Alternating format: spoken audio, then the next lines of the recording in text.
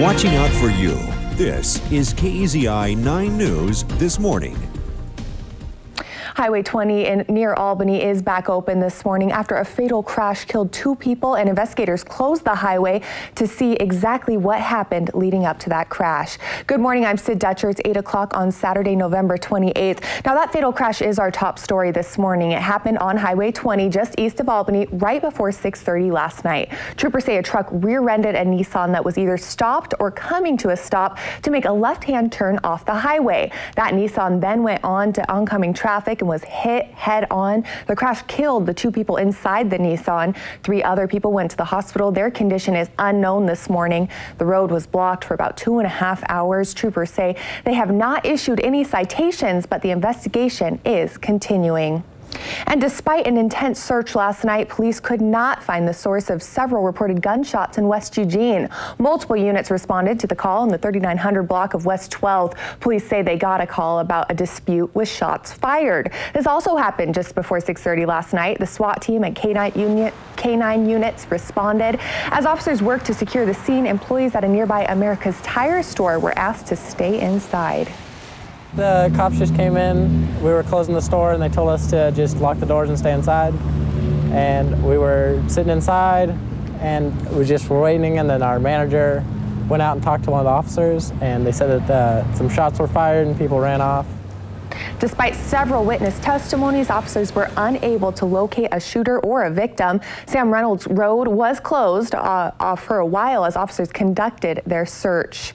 A Roseburg man was taken to jail, and a baby is safe today after a scary situation in Myrtle Creek earlier this week. Happened on Thursday night at the Myrtle Terrace Apartments. Police say a man had busted into an apartment and assaulted a woman. When officers showed up, they found Timothy Glenn staggering down the road, carrying a 9-month-old in a car seat. They say Glenn punched the patrol car and then tried to assault an officer.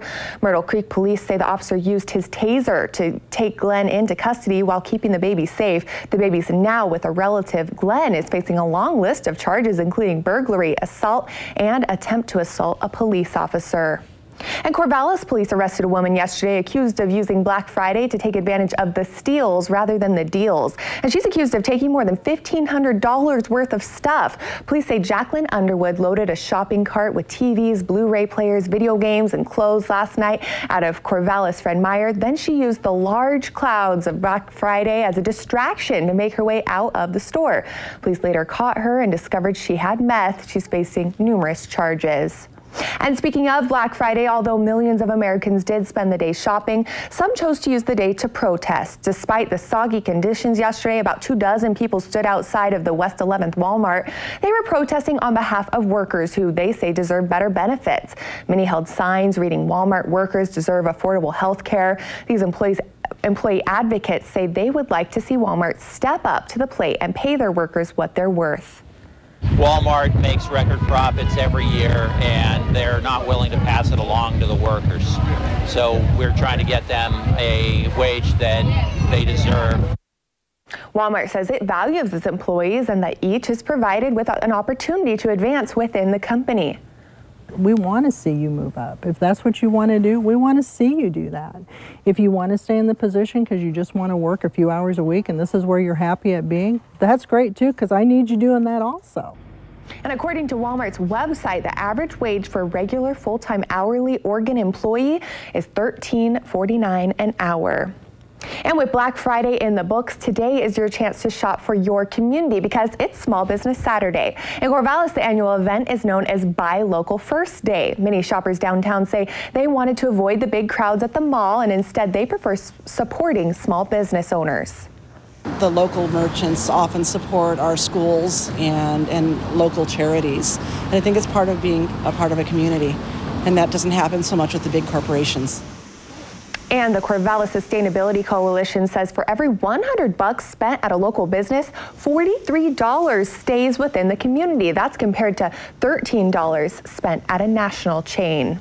And while those small businesses might be packed today in Corvallis, the biggest crowds will be at Reser because that's the site of the 118th Civil War football game. Mike Scow will, of course, have the preview of that game a little later in sports, but it does promise to deliver some major traffic, of course, as about 15,000 extra drivers are expected to be on I-5 between Corvallis and Eugene. Police are already urging patience. Crews were out yesterday setting up equipment around Reser Stadium to control today's traffic.